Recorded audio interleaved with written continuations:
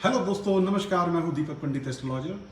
बहुत सारी क्वेरीज आ रही हैं आजकल, क्योंकि 12 अप्रैल को राहु चेंज हुए थे और राहु चेंज होने की वजह से थोड़ी सी लोगों के अंदर इनसिक्योरिटी आ गई है कि पता नहीं क्या होने वाला है, कुछ हो जाएगा। एक डर पैदा हो गया है क्योंकि मेष राशि के अंदर राहु ने प्रवेश किया और उसके बाद उसकी जो दृष्टियां हैं, उनकी दृष्टियों के कारण जहाँ जहाँ दृष्टियाँ पड़ रही हैं, किसी की बुद्धि स्थान पे है, किसी के खर्च के घर में है, किसी के मतलब बहुत सारा एक कह सकते हैं कि जैसे डर जाता है आदमी, एक इनसिक्योरिटी पूरी तरीके से उसके अंदर हो गई है।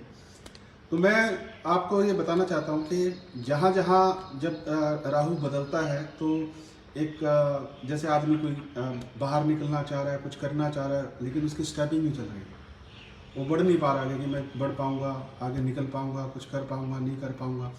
ये जितनी भी सारी चीज़ें हैं ये राहु से संबंधित हैं। और छठे भाव में अगर राहु किसी का आ गया है तो वो हेल्थ के इशू से डरा हुआ है। वो उसको ऐसा लगता है कि उसको जैसे पता नहीं क्या है, वो डॉक्टर से चेकअप करवा के आ चुका है, सब कुछ करा के आ गया, सब कुछ ठीक है, लेकिन अंदर से जो एक एनर्जी होती है ना, एक कॉन्फिडेंस जो होता है, वो खत्म हो गया है। और वो उसका होना बहुत ज़रूरी है, क्योंकि मैं भी बताऊंगा उसके उपाय क्या है, किस तरीके से आप उसको ठीक कर सकते हो। जैसे लोगों के दिमाग में किसी ने कुछ कह दिया तो दिल पे ले लिया बहुत ज़्यादा और सोचने बैठ गए उसके बारे में, अब क्या होगा, क्या करेंगे। इस दुनिया के अंदर कोई भी केस सोल्व करना है ना, तो बातचीत से ही होगा, प्यार से ही होता है। और जो जब आदमी की अंदर से खुद की शक्तियाँ जो हैं वो लॉस हो जाएं तो उससे बड़ा लॉस कोई है नहीं जीवन में। तो अपने अंदर एक एनर्जी का जो आप बचपन से अभी तक करते आए, कितना कुछ किया आपने अभी तक, देखिए कहाँ तक पहुँच के आए, क्या क्या। अगर आप बैकग्राउंड अपना चेक करके देखें कि यार मैं यहाँ था, इस तरीके से था और मैं अब कर नहीं पा रहा हूँ, तो ये कैसे होगा। तो इन सब चीज़ों को अपने अंदर जो आपने अभी तक जिंदगी में किया है, एक मजबूती के साथ किया है, हौसले के साथ किया है, उसको हारना नहीं है, घबराना नहीं है उस चीज़ से, क्योंकि ये जीवन है और जीवन के अंदर बदलाव जब तक नहीं होता तो जीवन का महत्व ही नहीं है। अब जैसे रात ही रात रह जाए तो दिन का महत्व क्या होगा, और दिन ही दिन रह जाए तो रात का महत्व क्या होगा। इस तरीके से जो वैल्यूज़ हैं, मौसम की वैल्यूज़ हैं, अभी गर्मियाँ हैं, फिर बारिश होगी, फिर ठंड शुरू हो जाएगी, ये चेंजेस है, प्रकृति का नियम है परिवर्तन। तो आपके अंदर जो परिवर्तन हो रहा है वो राहु की वजह से हो रहा है कि अगर आपके अंदर कोई एक डर, एक इनसिक्योरिटी है कि मैं इस काम में कामयाब होऊंगा नहीं होऊंगा, एक मन नहीं करता कुछ करने का, अंदर से आदमी बोझिल हो जाता है, दब जाता है और एक उसका कॉन्फिडेंस लूज हो जाता है, उसकी एनर्जी उसके अंदर नहीं रहती। ये सब चीज़ें जितनी भी हैं ये राहु से प्रभावित होती हैं। और जो भी जिन लोगों की राहु की महादशा चल रही है या 12 अप्रैल के बाद जब राहु चेंज हुए हैं तो उन्होंने जो ये सब चीज़ें दिखी हैं और जो हो रहा है, तो ये एक डर है। क्योंकि आपको 7 प्लैनेट तो दिख जाते हैं, 2 प्लैनेट दिखते नहीं, राहु और केतु आदर्श रूप से काम करते हैं। आदमी उसके हाथ पैर कांपते हैं या उसको मतलब कुछ भी अच्छा नहीं लगता, किसी चीज़ में इंटरेस्ट नहीं है उसका, वो कुछ गेम नहीं खेलता, वो फिल्म नहीं देखता है या कहीं घूमने नहीं जाता है, उसका मन ही नहीं करता, अंदर से वो दब जाता है अंदर से। और दबने का मतलब यह है कि आपके अंदर डर पैदा है, एक इनसिक्योरिटी है। आपको बहुत बढ़िया उपाय बता रहा हूँ उसका मैं। आप गायत्री मंत्र का जाप कीजिए, डेली करते रहिए पूरा दिन, आपके आसपास का होरा पॉजिटिव होना शुरू हो जाएगा, आपके आसपास जितनी भी नेगेटिविटीज है वो खत्म होनी शुरू हो जाएगी अपना। और एक काम और कीजिएगा कि आपका जो बाथरूम है उसका जो दरवाजा है वो बंद करके रखिएगा, और बाथरूम गिल्ला नहीं होना चाहिए, उसके अंदर वाइपर से उसको क्लीन करना चाहिए।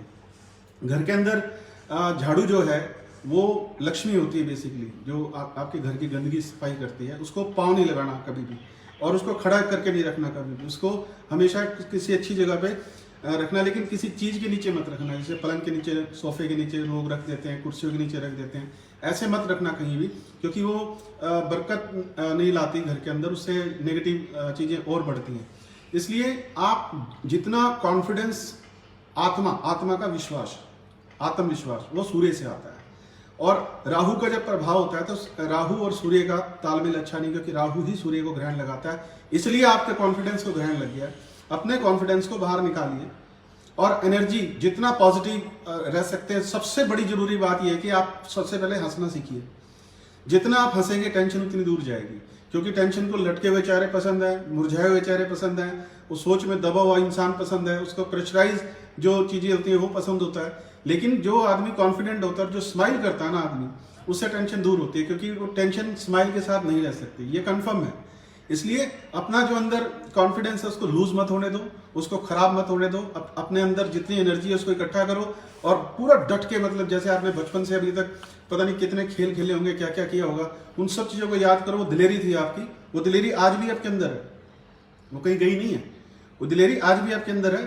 उसको आप जितना डरते हो ना जिस चीज़ से, उतना उस डर के साथ जाओ, उतना उस डर के पीछे भागो। आपको रात को निकलना है, रात को निकलो, कोई परवाह नहीं किसी चीज़ की, कोई कुछ नहीं है, कहीं कुछ कोई गड़बड़ नहीं है। राहु ने अपना प्रभाव दिखाना है, वो आपके दिमाग को प्रेशराइज करने की कोशिश कर रहा है, जिसकी वजह से आपके अंदर एक इनसिक्योरिटी पैदा होगी है। और उस इनसिक्योरिटी को दूर करने के लिए उसका इलाज एक ही यही है कि आप अपने आप को अंदर से जगाओ, अपनी सिक्योरिटी को लेके आओ। आपको जितना होता है ना कि आपको बाहर नहीं जाना कहीं या कहीं घूमने नहीं जाना, आप उतना डबल करो उसे। जितना उसको डबल करोगे, जितना आप मजे लेने की कोशिश करोगे, उतनी ही नेगेटिविटी दूर होती जाएगी कि इस आदमी का हम कुछ नहीं बिगाड़ सकते, इसके अंदर इसको हम प्रेशराइज नहीं कर सकते। रीजन बीइंग कि ये तो मौज कर रहा है, ये तो ऐश कर रहा है। जितना भी नेगेटिव पॉइंट्स आपके दिमाग में आते हैं, उतने नेगेटिव के अगेंस्ट आप जाओ और डबल करो उससे जाके। आपका खर्च करने का मन नहीं कर रहा, आपका बाहर निकलने का मन नहीं कर रहा, आप दोस्तों के साथ नहीं निकल रहे हो, आप कहीं भी अंदर से आप दब गए हो कि यार मुझे क्या हो गया, मैं इतना अच्छा भला इंसान था, मैं इतना रोमांचक चीज़ें करता था, इतना अच्छे तरीके से चलता था, हर तरफ एक पॉजिटिव इन्वायरमेंट था मेरी ज़िंदगी के अंदर, अब क्या हो गया। अब राहु का प्रभाव है, कोई डरने की जरूरत नहीं है। ये आपको डराने की कोशिश करेगा, लेकिन ये दिलेर नहीं है, दिलेर आप हो।